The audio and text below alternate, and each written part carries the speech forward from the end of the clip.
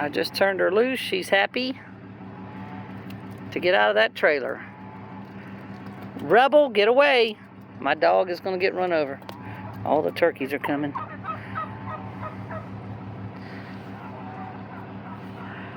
I'll put her here because I got 2 rolls, or a roll and a part of a roll of hay down there. The donkeys don't like it, but she might eat it. Hope these stupid dogs don't try to bother her.